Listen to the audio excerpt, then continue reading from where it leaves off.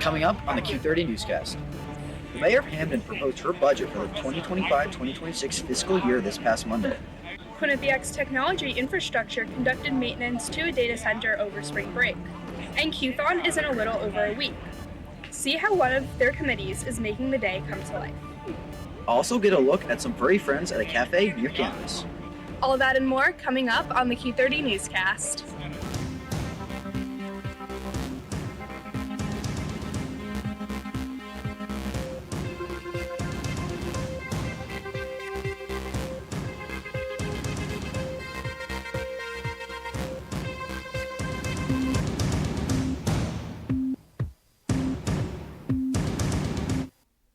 Hello and welcome to this week's edition of the Q30 Newscast. I'm Andrew Allison. And I'm Christina Tsimenis. We've got a lot of news for you tonight, so let's jump right into it. On Monday, the Mayor of Hamden proposed her yearly budget for the town in a special hybrid meeting. Q30's Jack Bergman has more on the story. On Monday, the Mayor of Hamden discussed plans for the upcoming 2025-2026 fiscal year budget, including quality of life improvements and more funding for the Department of Education. At 7 p.m. on Monday, the Hamden Legislative Council held a hybrid meeting for Mayor Lauren Garrett to discuss the upcoming budget. During the meeting, the mayor discussed improvements made so far this year. We've updated Hamden's Financial Policies and Procedures Manual for the first time in 30 years, and we include it every year with the budget now. It includes a fund balance policy to protect our fund balance. We've also drafted Hamden's first 5-year plan for a stabilized financial outlook. The state of Connecticut provided an $8.6 million grant for a second firehouse and a $500,000 grant for the town's first animal shelter. These will help with better caring for people and animals in the town of Hamden. Hamden was also supplied with a $3 million grant to replace the Willow Street Bridge and a $3.8 million grant for traffic lights to improve traffic flow. Mayor Garrett stated that all traffic calming improvements are all done in-house, saving the town plenty of money. The most controversial topic discussed was a project called the Hamden Community Campus. It includes the demolition of the old Hamden Middle School and a new community center to take over the new area. The general public showed out for this crucial meeting and shared their thoughts about the potential new building. Your budget also includes that community center, which again was the hot button topic here for months, that nobody wants, that we can't afford to sustain in this town. Public input from Monday's meeting will be utilized for budgets to come. Reporting from the Hamden Town Hall for Q30 News, I'm Jack Bergman. Housing contracts are due this Friday, March 21st. To sign up for the housing selection process, log into your My Housing account, sign the Fall 2025, Spring 2026 housing contract, and pay the $500 non-refundable housing reservation fee. Housing selection numbers will be assigned to students on Thursday, March 27th after 2 p.m. Students will not receive a selection number unless they have agreed to the housing contract and paid the fee. Students can check their Quinnipiac email for further details. The Office of Residential Life is holding housing open houses for rising sophomores and juniors. The sophomore open house is being held on Friday in the Student Affairs Center from 1 to 4 p.m. and the junior open house is being held at the same time on Saturday, located at a table next to the York Hill campus shuttle stop. Students can tour potential housing options for their year and be placed into a raffle to receive the first pick in the housing lottery. Students can check their Quinnipiac email for more information on these events. The College of Arts and Sciences Showcase is a monthly event where 2 faculty members present on a topic of their choice. Attendees gained insight into what's happening around the college. This month's showcase took place this morning in the Carl Hansen Student Center. One of the speakers was Lauren Sardi, a professor of sociology and women's and gender studies. She presented on the Collaborative for Integrative Studies, a program designed to provide students with opportunities related to their major and area of study. Its mission is to afford students and faculty opportunities to put into practice the relevance and value of the arts and sciences for their everyday lives.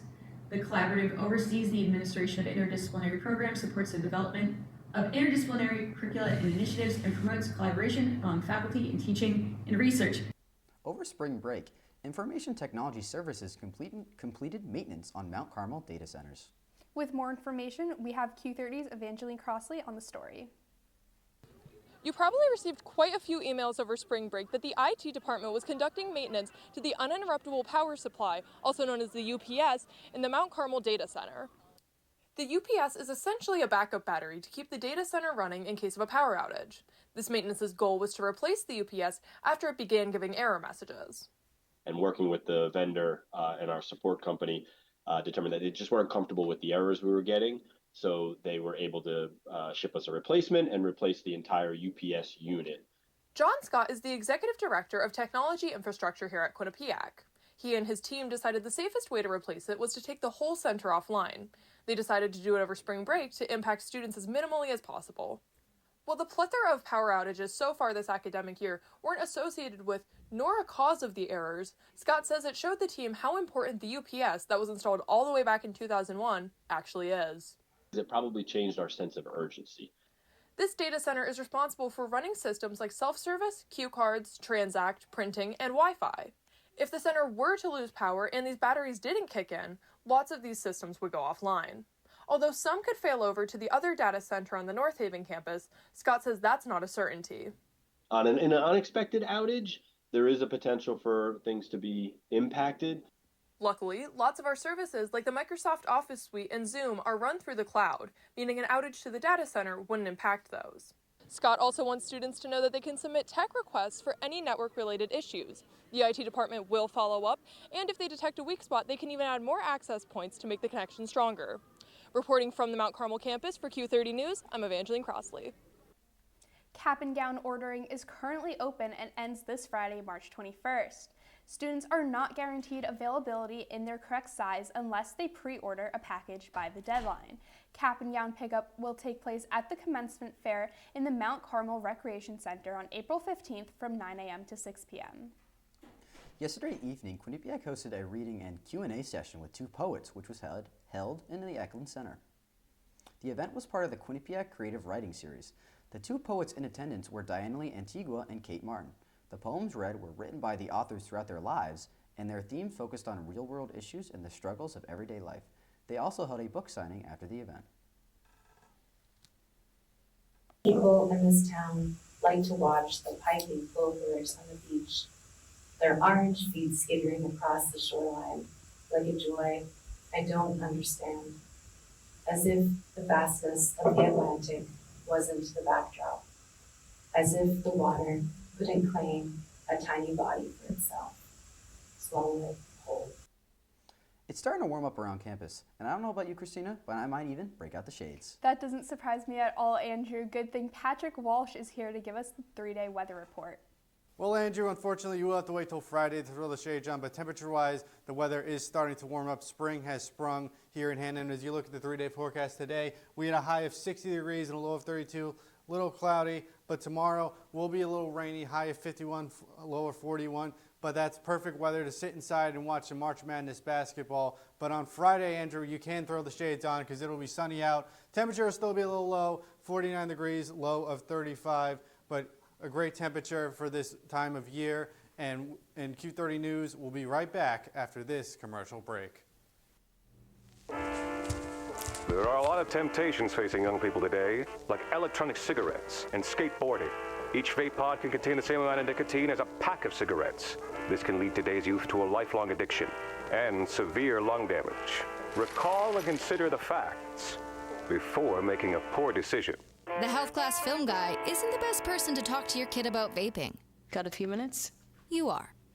Start the conversation with your child about vaping today.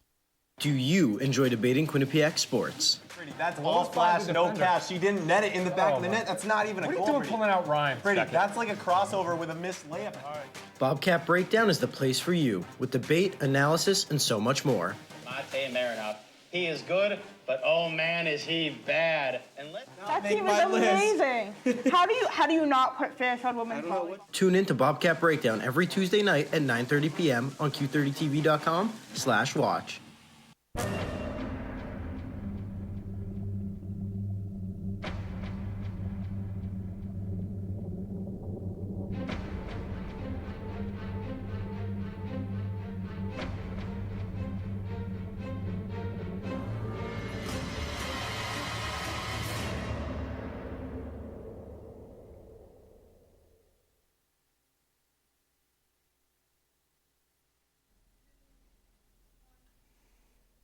Thanks for sticking with us. Q30 is live streaming the annual QTHON event in Reckwell from noon to 6 p.m. on March 29th. The dance marathon raises funds for Connecticut Children's Miracle Network Hospital. Tune in on Q30TV.com. Staying with QTHON, their hospital relations team helps plan the dance marathon with Connecticut Children's and the Quinnipiac community year-round, not just the day of. Q30's Sydney Weimer has the details. QTHON is a day filled with hope, joy, laughter, and achievement. But at the heart of QTHON lies those working hard to maintain the bond between Connecticut Children's and the Quinnipiac community. The hospital relations chairs on QTHON's management team work hard year-round to bring joy, comfort, and unwavering support to children and families, ensuring they feel the love and strength of the QTHON community. Talking to our hospital advisor and following the guidelines set by Connecticut Children's, and then with our hospital relations committee, we kind of work together to put on events at school to connect the student body to the patients of Connecticut Children's, their stories, and what we do there. So we really have a crucial role in connecting that hospital aspect to the campus here for QTHON.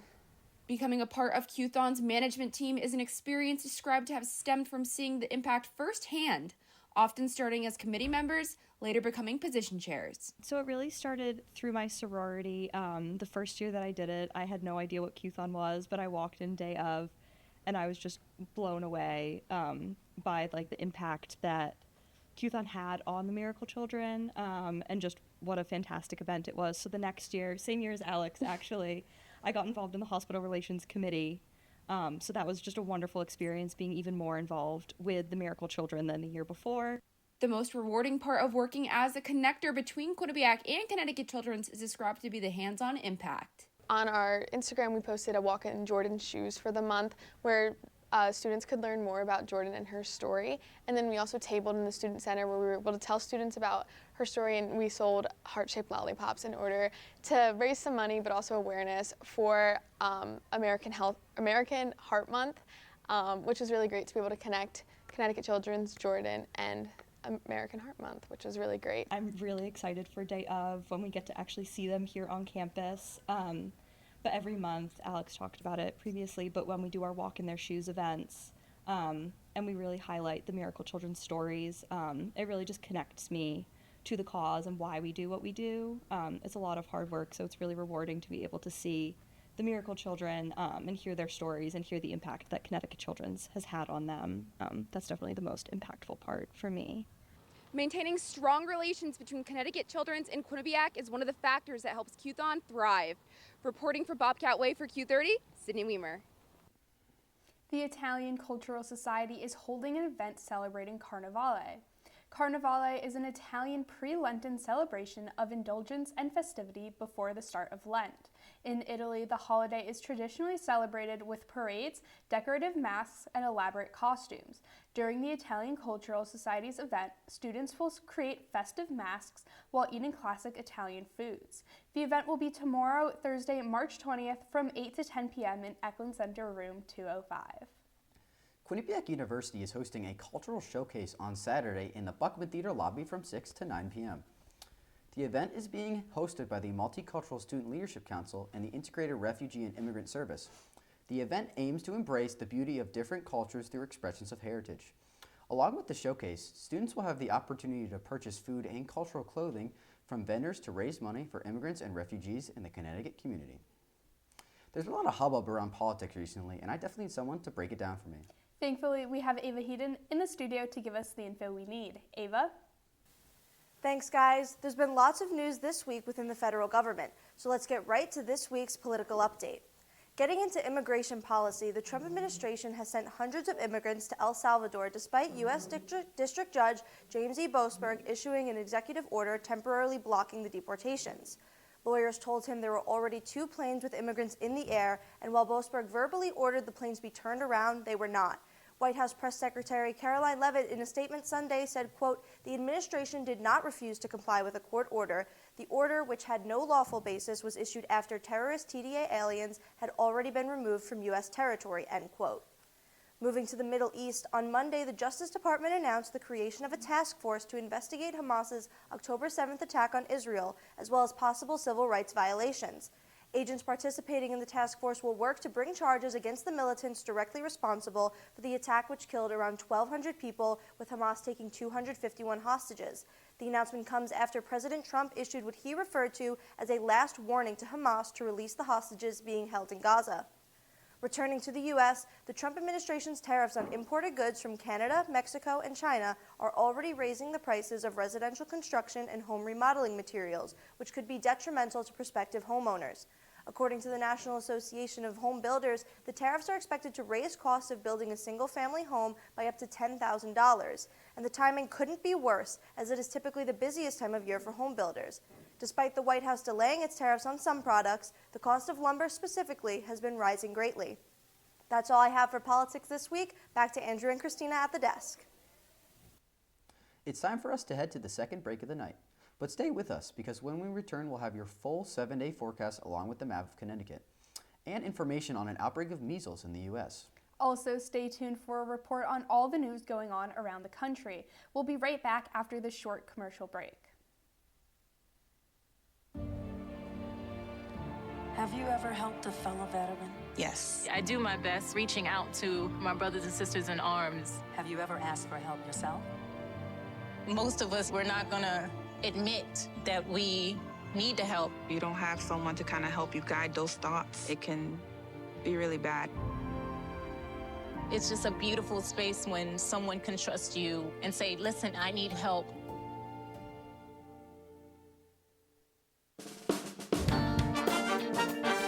No, I'm not gambling.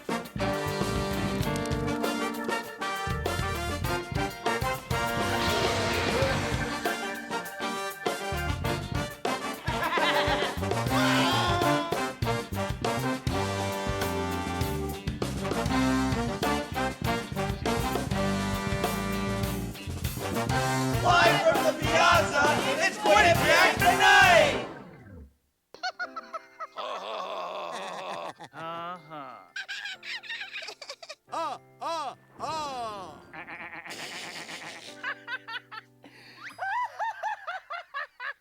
Elmer loves to giggle. Elmer's mommy taught him that laughing can help when you have a big feeling, like when you feel happy. Make sure to celebrate when you're happy and laugh it out. Love your mind. Welcome back to this week's Q30 Newscast. I'm Christina Ximenez. And I'm Andrew Allison. You've already seen the 3-day forecast, but I'm interested to see the weather for my birthday on Saturday and finding out if spring has really sprung. Patrick Walsh is back to give us the full 7-day forecast and the map of Connecticut. Patrick, do we have another week of winter? Well, Andrew, by my expert opinion, I would say that spring has indeed sprung. And on Saturday, you should have a very nice day for your birthday. A high of 57 degrees and a low of 32, partly cloudy. It should be a great day. The temperature will drop a little bit on Sunday, high of 48, low of 34, also partly cloudy. But then on Monday, we'll see some rain showers with a high of 49 and a low of 39, and some more rain on Tuesday. The temperature will rise, however, high of 55, low of 45, but it's getting to be springtime here in Connecticut. High temperatures all around. Now as we look across the state of Connecticut, as I said before, some rainy conditions tomorrow, but that's no problem for your big basketball fan. Great day to sit inside and watch the games all day long. In the northern part of the state, some high 50s, 54 in Torrington, 55 in Hartford, 53 in Norwich, 50 all the way up to 56 degrees in Danbury. Then along the coast, a little cooler, 52 degrees in Stamford, 50 degrees in New Haven, and below 50 degrees, 49 degrees in New London. That is all we have for weather today on the Q30 Newscast. Back to you guys at the desk. There have been nearly 300 reported cases of measles in the U.S. so far this year, which is already more than all of 2024. So far, cases have only been reported in Texas, New Mexico, and Oklahoma. In Texas and New Mexico, all but 4 out of the 292 cases occurred in people who are unvaccinated or of unknown vaccination status. According to experts, this outbreak highlights the failure of preventative measures against the measles virus. This outbreak occurred after measles was said to be eradicated from the U.S. in 2000. Texas announced the outbreak's first death last month. The child who died was not vaccinated and had no underlying conditions. Staying with news around the U.S., we have your national news update of the night. Miranda Patorti is in studio to tell us everything we need to know. Thanks, Andrew and Christina. From storms to outer space, there was a lot going on around the country this week. Starting off, 7 states in the South and Midwest were heavily damaged by weather systems last weekend. This included several tornadoes, wind-driven wildfires, and dust storms. At least 41 people are dead as a result, with Missouri reporting the most deaths with 12 due to tornadoes. Other causes were falling trees and vehicle crashes from low visibility during dust storms. According to the National Weather Service, most tornado watches have now expired, but southern states could still face dangerous winds through Sunday. More systems are expected in these areas in the coming days. The White House is monitoring the conditions and will assist in state and local officials in recovery efforts. Switching from the ground to the sky, 2 NASA astronauts finally made their way home from the International Space Station. Suni Williams and Butch Wilmore were expected to spend 8 days at the ISS, but ended up not returning Earthside for 9 months. A SpaceX capsule named the Crew Dragon brought them back and landed them in the water around the Florida Panhandle at about 6 p.m. Tuesday night. In a news conference following the splashdown, the manager of NASA's Commercial Crew Program, Steve Stitch, said that the two looked, quote, very healthy, end quote, and will fly to NASA's Johnson Space Center in Houston to be checked by doctors before heading home. And in more local news, body camera footage and the 911 call involved in the Waterbury, Connecticut house fire was released. The fire, which took place on February 17th, was set by a 32-year-old man in an attempt to escape the small room where he was held captive for 2 decades by his stepmother. Police found the man while responding to the fire and said he was subjected to, quote, prolonged abuse, starvation, severe neglect, and inhumane treatment, end quote. The man's stepmother, Kimberly Sullivan, was arrested for charges of assault, kidnapping, unlawful restraint, reckless endangerment, and cruelty to persons. Sullivan has denied these allegations via her attorney. That's all I have for national news this week. Back to Andrew and Christina at the desk. It's time for us to take our final break of the night. Make sure to stick with us for Quinnipiac sports news, as well as a feature on a unique local New Haven business. And stay tuned for another installment of Bobcat Babble. We'll return after this commercial break. All right, look at you taking the stairs. Who are you? We're your lungs.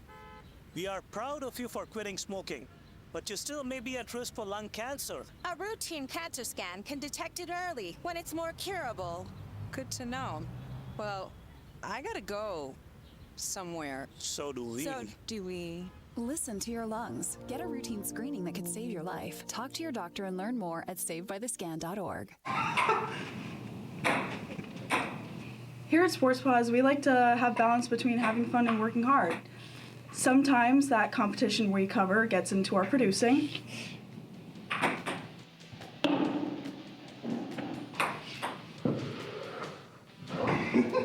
Tune in every Monday night at 9:30 at Q30TV.com/watch for all the news, highlights, and more.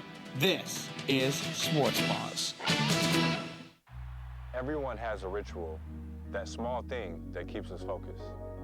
A habit we never skip to clear our minds and elevate our performance. But what do you do to keep your head in the game, to drown out the self-doubt and support your mental health? Because being your best isn't just about taking care of your body. It's about taking care of your mind and mental health. Discover the resources you need to keep your mind focused and your mental health a priority. I don't know if you were keeping up with Quinnipiac sports over spring break, Andrew, but I certainly was. I can't say the same, Christina, but good thing we have Eli Ehlers here to catch us up. Thanks, guys. Just because students were away for spring break doesn't mean Quinnipiac athletics wasn't still packed with action, so let's get right into it.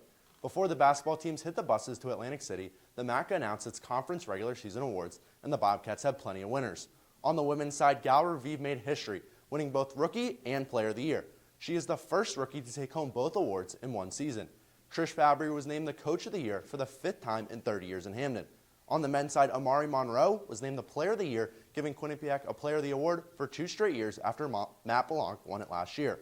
Tom Pecora added his 2nd straight Coach of the Year award. Pecora has the most MAC wins through 2 seasons in league history with 30. Getting to the MAC tournament action, the women's team dominated Iona in the quarterfinal, winning by 28 and took on Merrimack in the semifinals. The team was down 4 at the end of the first quarter and then took control of the game. Gal Raviv recorded her 3rd straight 20-plus point game, and the Bobcats took down the Warriors 65-51. They took on number 1 seed Fairfield in the final, looking to take them down for the 2nd time in the span of a week. Fairfield dominated Quinnipiac, winning 76-53, shooting 51.7% from behind the arc. Fairfield will now dance in March Madness, while the Bobcats will dance in the WBIT tournament. The men's team also had a strong quarterfinal performance, beating Ryder 78-64 and took on number 4 seeded Iona in the semifinals. The Bobcats had their hearts broken for the second straight year, losing 81-73. Switching to the men's ice hockey team, they also were in playoff action and took on Brown in the quarterfinal matchup with a trip to Lake Placid on the line. On Friday, Brown gave them a tough matchup, but the team weathered the storm and won 4-1 with 9 different players getting on their score sheet. On Saturday, Brown had their season on the line looking to force a Game 3, and Quinnipiac struggled in the first period, getting outshot 12-5, but Matej Marinov kept them in the game, making huge saves. Early into the second period, Quinnipiac got the scoring started, and from there they dominated, winning 4-0 behind 2 Tyler Borgala goals and a 34-save shutout from Marinov. The Bobcats will now head to Lake Placid to take on number 6 seeded Cornell in the semifinals on Friday at 4 p.m. That's all I have for sports this week. Sending it back to Andrew and Christina at the desk. Thanks, Eli. Now, even though I'm incredibly allergic, that doesn't mean I'm not interested in how I could spend some time with some furry friends. Well, we share that trait, Andrew, but luckily Q30's Emily Katz saved our sinuses and ventured to a local cat cafe for us. The New Haven Cat Cafe offers visitors a chance to sip their favorite brew while surrounded by furry felines and maybe even discover a new lifelong companion. Owner and founder Angela Pulo was inspired to create this business after a visit to a cat cafe in New York City. Back then, there were only cat cafes in big metropolitan cities. There's one in California, there's one in New York, there's one in DC, and we were like, can it be possible to open one up in Connecticut? The cafe operates on a ticket system, allowing visitors to purchase 50-minute to 3-hour time slots to spend with the cats and enjoy the cafe. Have a nice chai latte with regular milk. We also have a cafe where we do sell coffee and we sell baked goods. So we don't take any money from the rescue that we work with, and we don't fundraise. The cafe is partnered with the Halfway Home Rescue, and since 2018 has helped over 1,000 cats find their forever homes. Since we are here 6 days a week, people are able to be exposed a lot more to the cats we have here. They can visit even without the intent to adopt. But what makes New Haven truly special, every cat has a place to call their own. So many spaces. The cat can literally get from one side to the room to the other without having to touch the floor. The cafe even hosts events. We have these events, and we have them monthly, like yoga or painting, or we've been doing tarot lately. I think it's definitely a way to provide something that people haven't done before. And for Angela, her business is more than just a cafe.